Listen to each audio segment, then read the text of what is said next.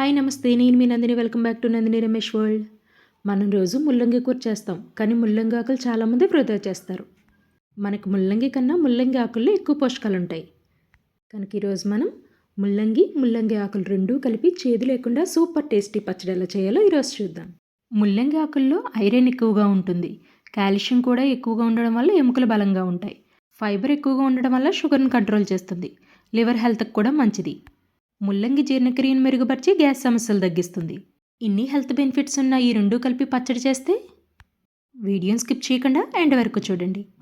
దీనికోసం first water మరిగించుకోవాలి. Water బాగా మరిగిన తర్వాత ఈ ముల్లంగి ఆకుల్ని 2 నిమిషాలు ఉడికించుకోవాలి. ఇలా ఉడికించుకోవడం వల్ల మనకు ఆకుల్లో చేదేమైనా ఉన్నా సరే పోతుంది. మూత పెట్టి 2 మినిట్స్ కుక్ చేసుకుందాం. 2 మినిట్స్ తర్వాత ఇందులో ఉన్న వాటర్ అంతా రిమూవ్ చేసి ఆకులు మొత్తం పిండి పక్కన పెట్టుకోవాలి. ఇప్పుడు వేరొక ప్యాన్ పెట్టుకొని ఇందులో ఒక 2 స్పూన్స్ ఆయిల్ హీట్ చేసుకోవాలి. ఆయిల్ బాగా మరిగిన తర్వాత 2 స్పూన్స్ పల్లీలు, 2 స్పూన్స్ మినప్పప్పు, 8 రెమ్మలు పొట్టు తీసిన వెల్లుల్లి వేసుకోవాలి. 2 స్పూన్స్ ధనియాలు, 1 స్పూన్ జీలకర్ర, 10 ఎండుమిర్చి వేసుకొని ఇవన్నీ ఫ్రై అయ్యేంత వరకు మంటను మీడియం ఫ్లేమ్లో పెట్టుకొని ఫ్రై చేసుకుంటూ ఉండాలి.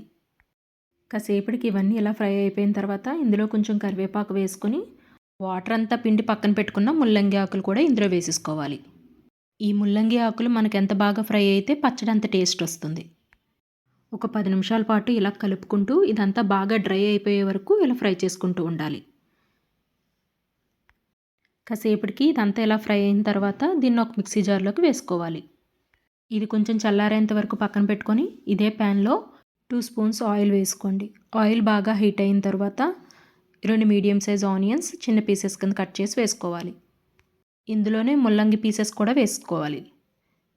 ఇదంతా ఒకసారి బాగా మిక్స్ చేసుకొని మంటను మీడియం ఫ్లేమ్లో పెట్టుకొని మూత పెట్టి కుక్ చేసుకుందాం. 5 మినిట్స్ తర్వాత మూత తీసి చూస్తే మనకి ముల్లంగిలో ఉన్న వాటర్ రిలీజ్ అవుతుంది. ఇదంతా ఒకసారి కలుపుకొని ఇందులో ఒక 1/2 స్పూన్ పసుపు, టేస్ట్కి సరిపడినంతగా సాల్ట్ యాడ్ చేసుకొని ఇదంతా మిక్స్ చేసుకొని మూత పెట్టి మరో 10 నిమిషాలు కుక్ చేసుకుందాం. 10 మినిట్స్ తర్వాత చూడండి, మనకు వాటర్ అంతా ఇంకిపోయి ఇదంతా బాగా కుక్ అయిపోయింది కదా. ఇప్పుడు స్టవ్ ఆఫ్ చేసేసి మిక్సీ జార్లో వేసుకున్న ముల్లంగి ఆకు లైట్గా గ్రైండ్ చేసుకోవాలి. చూడండి, ఇది ఇలా గ్రైండ్ అయిన తర్వాత ఇప్పుడు ఇందులో మనం ఉడికించుకున్న ముల్లంగి వేసేసుకోవాలి. ఇందులోనే కొంచెం కొబ్బరి చిన్న పీసెస్ కింద కట్ చేసి వేసుకొని ఇది మెత్తగా గ్రైండ్ చేసుకోవాలి.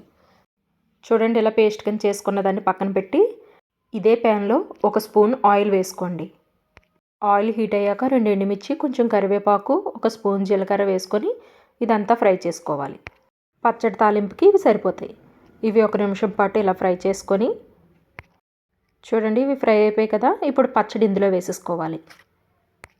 ఇప్పుడు స్టవ్ ఆఫ్ చేసి కొంచెం నిమ్మరసం వేసుకోవాలి.